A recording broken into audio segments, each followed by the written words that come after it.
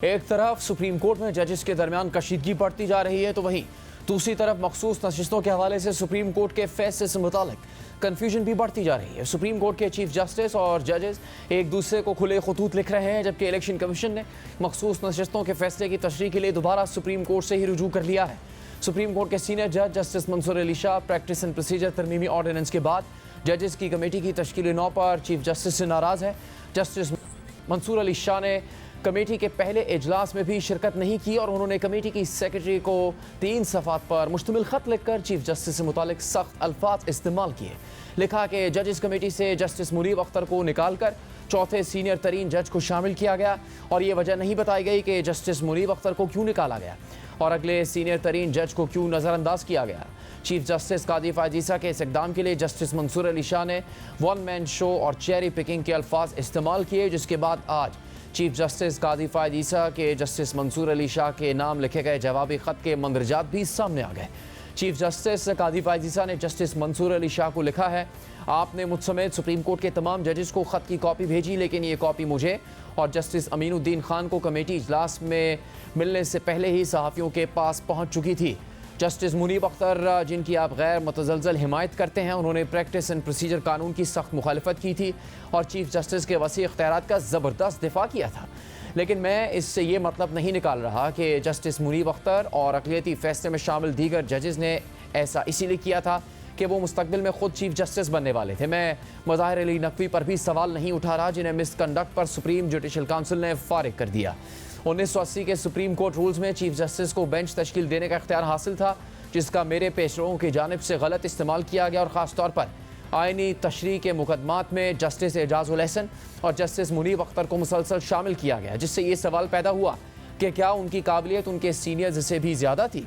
Chief justice कादी फायजीसा ने लिखा कि प्रैक्टिस एंड प्रोसीजर एक्ट अभी कानून बना भी नहीं था कि चीफ जस्टिस उमर अताब बंदयाल ने जस्टिस मुनीब अख्तर और दीगर जजेस के साथ मिलकर 13 अप्रैल 2023 को मुदाखलत करके चीफ जस्टिस के इख्तियारात बहाल रखने की कोशिश की और मुकदमे का फैसला भी नहीं किया।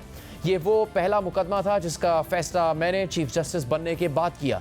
चीफ जस्टिस कादी फायजीसा ने जस्टिस मंसूर अली शाह को लिखा है कि आपसे इतना ना हुआ कि चंद कदम चलकर मेरे चैम्बर तक आ जाते, बल्कि आपने इसकी बजाय अल्टीमेटम देना शुरू कर दिए। ज़्यादा परेशान कुन बात यह है कि आपने सदारती ऑर्डिनेंस पर अपनी राय दे दी, जो कि नामुनासिब अमल है, क्योंकि ये मामला फैसले के लिए सुप्रीम कोर्ट के पास आ सकता है। चीफ जस्टिस कादी फायजीसा ने ख़त में लिखा है कि जस्टिस मंसूर अली शाह, आपने हक़ाइक़ जाने बगैर इल्ज़ाम आयद किया कि मैंने दूसरे सीनियर जज जस्टिस याया अफरीदी को बाईपास किया।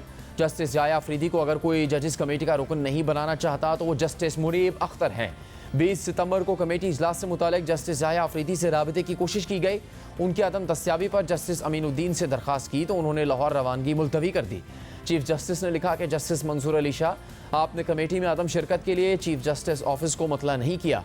आपकी अदम शिरकत के बायस कमेटी का जुमे का इजलास मुलतवी करना पड़ा।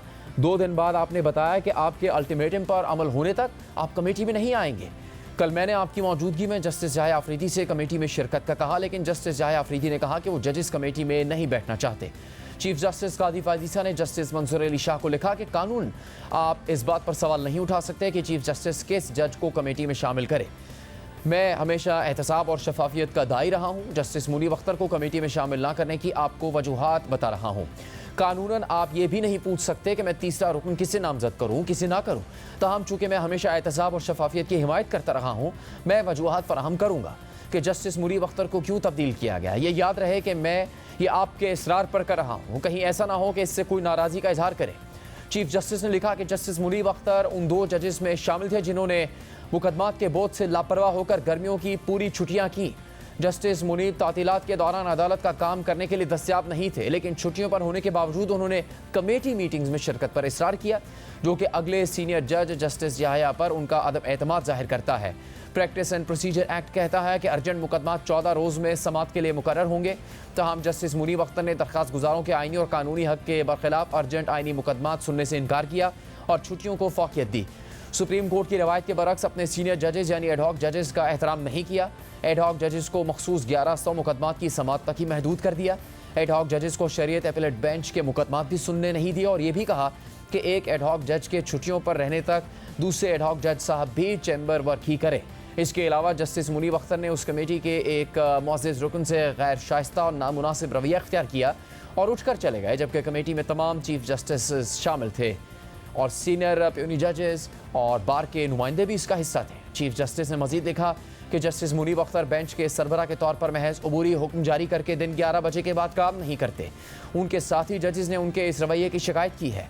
ऑडियो लीक जैसे अहम आइनी मुकदमात जिनमें खुद उनकी जानिब इशारा हो, उन पर फौरी रिलीफ या हुक्म इम्तना जारी करके वो केस समाअत के लिए मुकर्रर ही नहीं होने देते।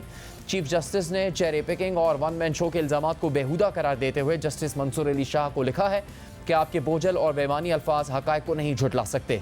मैं अपनी कामयाबियाँ गिनवाना नहीं चाहता, लेकिन झूठे बयानियों को अवामी सतह पर ले जाने के बाद आपने मुझे ऐसा करने पर मजबूर कर दिया है।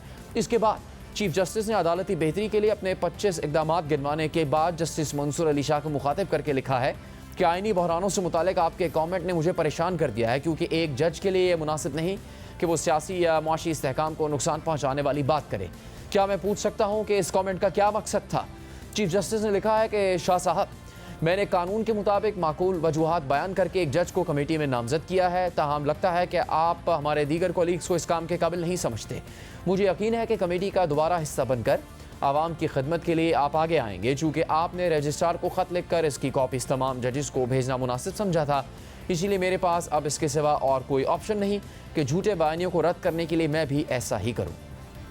प्रैक्टिस एंड प्रोसीजर कमेटी को एक सदारती ऑर्डिनेंस के तहत कुछ दिन पहले तब्दील किया गया है और अब तहरीक इंसाफ ने प्रैक्टिस एंड प्रोसीजर तरमीमी ऑर्डिनेंस को ही सुप्रीम कोर्ट में चैलेंज कर दिया है। Chairman PTI barrister Gohar Khan ने प्रैक्टिस एंड प्रोसीजर तरमीमी ऑर्डिनेंस के खिलाफ सुप्रीम कोर्ट में आइनी दरख्वास्त दायर करते हुए इस्तदा की है कि प्रैक्टिस एंड प्रोसीजर सदारती ऑर्डिनेंस को गैर आइनी करार दिया जाए और ऑर्डिनेंस के बाद प्रैक्टिस एंड प्रोसीजर कमेटी के तमाम फैसलों को गैर कानूनी करार देकर कलअदम किया जाए। आइनी दरख्वास्त के ज़ेर इल्तवा होने तक नई तश्कील शुदा प्रैक्टिस एंड प्रोसीजर कमेटी को काम से रोका जाए और ऑर्डिनेंस के खिलाफ दरख्वास्त के दौरान पुरानी प्रैक्टिस एंड प्रोसीजर कमेटी को काम करने की इजाज़त दी जाए। इसके अलावा भी सुप्रीम कोर्ट के अंदर जजेस के दरमियान इख्तलाफात का तनाज़ा शिद्दत इख्तियार करता जा रहा है।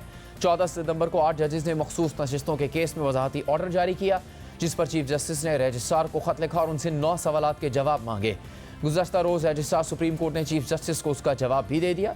एक तरफ मखसूस नशिस्तों से मुतालिक सुप्रीम कोर्ट के अंदर ये तनाज़ा है और दूसरी तरफ इलेक्शन कमीशन ने मखसूस नशिस्तों के मामले पर सुप्रीम कोर्ट में नई दरख्वास्त दायर करते हुए फैसले से मुतालिक रहनुमाई मांग ली है और अपनी दरख्वास्त में कहा है कि स्पीकर कौमी असम्बली ने ख़त लिखा कि अदालती फैसले के बाद इलेक्शन एक्ट में तरमीम हुई, रहनुमाई की जाए कि इलेक्शन तरमीमी एक्ट को फ़ौक़ियत दी जाए या अदालती फैसले को।